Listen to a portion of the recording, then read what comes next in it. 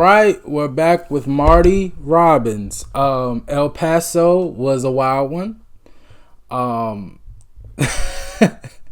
Some pretty in-depth storytelling right there, but definitely a good record. I definitely enjoyed it. We definitely had a good time, and so we're back with some more. Now, this is called Big Iron. This was heavily requested after that El Paso reaction, so I'm assuming this is another good one, but we'll find out. We already know everything we need to know about Marty Robbins, icon, legend. So we got all our research. We know who he is and what he's all about. So let's get into it. Let's go.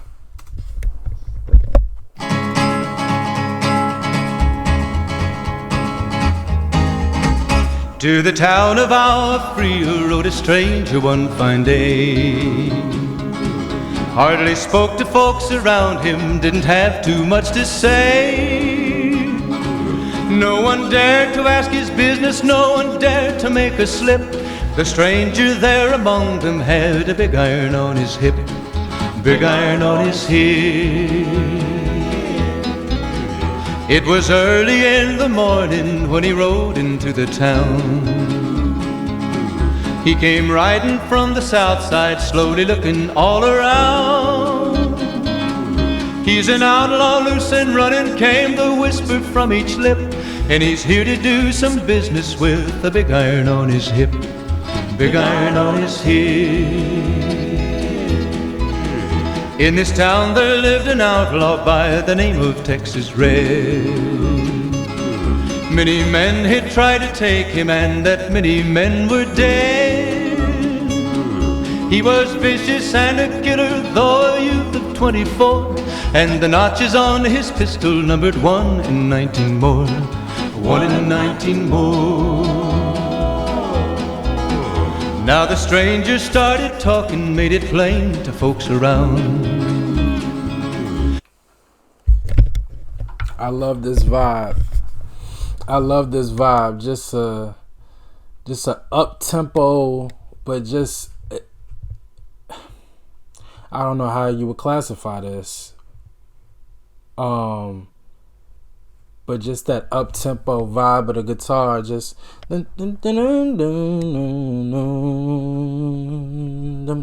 like it's just really fast paced, but and I really love his voice on it actually.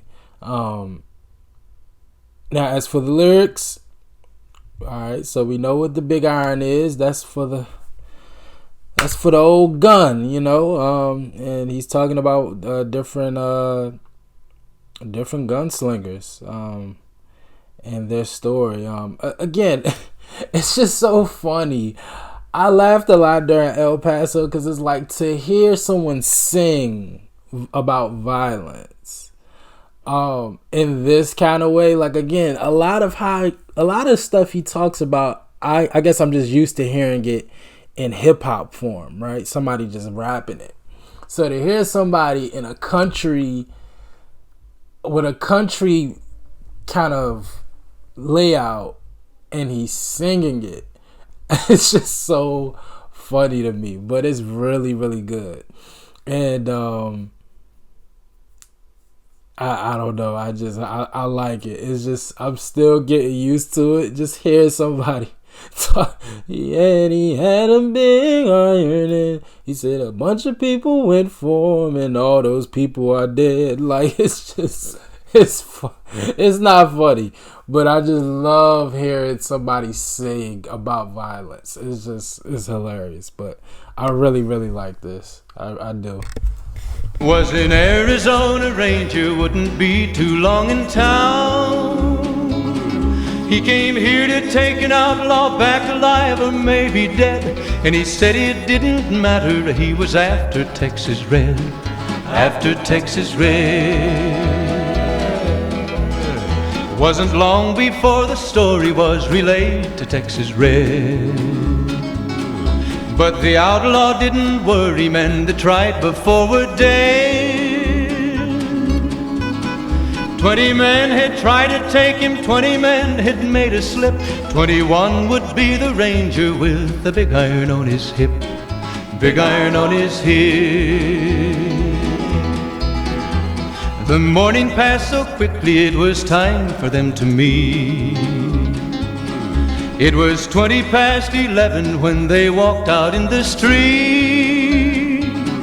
Folks were watching from the windows, everybody held their breath. They knew this handsome ranger was about to meet his death, about to meet his death.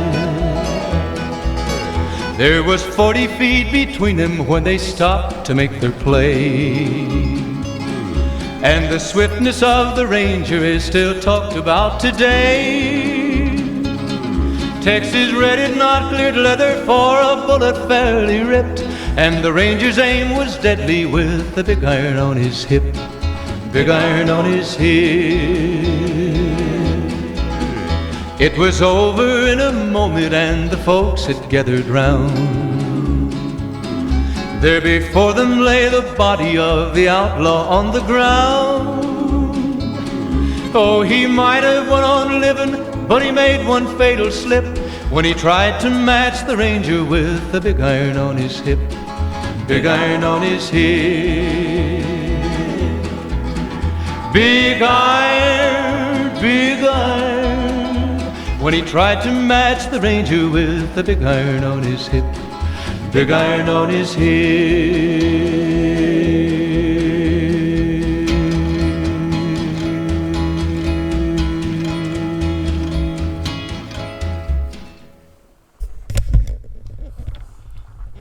With the big iron on his hip, the big iron on his hip.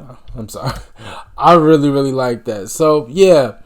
You know what, that story, it kind of reminded me of No Country for Old Men, right? Like the whole story is kind of bouncing between Anton Chigurh, the bad guy,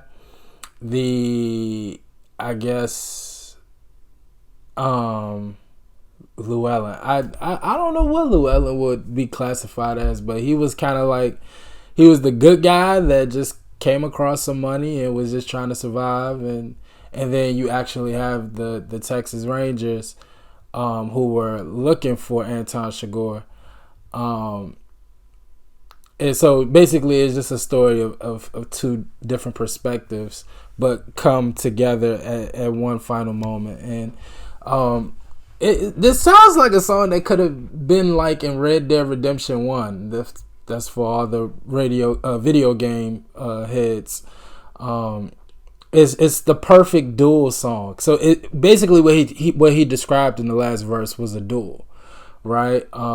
He said the whole town got together, and the Texas Ranger versus the outlaw, and they dueled it out, and the Texas Ranger won. And the outlaw, he died. He made a mistake going against they both were badasses in their different paths and different approaches to life, but when they met up, the Texas Ranger got the better end. But it's just, I don't know, if I feel like this would have been a perfect song to hear the plenty of times that I've played Red Dead Redemption. This just sounds like the perfect song to describe it. But I really like this. Compared to El Paso, like, same kind of story and layout, but the tempo and his singing was different, and I really love the backing vocals for this as well. The big iron on his head, like, I just love the backing vocals when they came in on that part. But overall, same subject matter, and again, it's pretty evident based off of the name of the album and a lot of the name of these songs. He's going to talk about, again, just gunslingers and cowboys of that time. So, which is fine. I actually like it. It's it's definitely different from anything else that I reacted to. When it comes to country music, rock music, I've never reacted to somebody talk about gunslingers and cowboys like this, so is actually kind of refreshing and cool. Now for the research, let's see if we could find some on this record, The Big Iron. The big iron on his hip.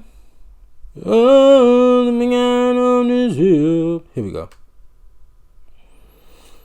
I was gonna say a ballad. I didn't want to say it and sound stupid, but that's how so they're labeling it a country ballad. That's exactly how I would label it. And so was El Paso, right? But it was like, this was so up tempo that I wouldn't call it a ballad. But like it had a ballad feel to it. So okay, they label it a country ballad. Originally released as an album track on Gunfighter Ballads and Trail Songs in September 1959. It was released as a single in February 1960 with the song Saddle Tramp as the B-side. Okay. The song follows the story of an Arizona Ranger's duel with a 24-year-old outlaw named Texas Red, taking place in the town of Agua Fria. The townspeople predict the death of the ranger. Texas Red, having already killed men, is beaten in a duel to the speed of the ranger, and the titular. I've said that word before, and I think I mess it up every time. Big Iron Gun. Number 26 on the Hot 100. Number 5 on the Billboard Country chart. It was in Fallout. See, I never played Fallout, but it was featured in the 2010 video game Fallout New Vegas on the in-game radio station. Maybe I need to play some Fallout. The Glasser Brothers on backing vocals. Okay, so it seems to be who Marty worked with. The Glaser Brothers. When it comes to the backing vocals, so that's cool. Bob Moore bass, Grady Martin lead guitar. Okay, I really like this, man. Columbia Records. Okay. Yeah, I really like this record, man. Again, it was so fast paced that I wouldn't have labeled it a ballad, but it just kind of had a ballad feel to it.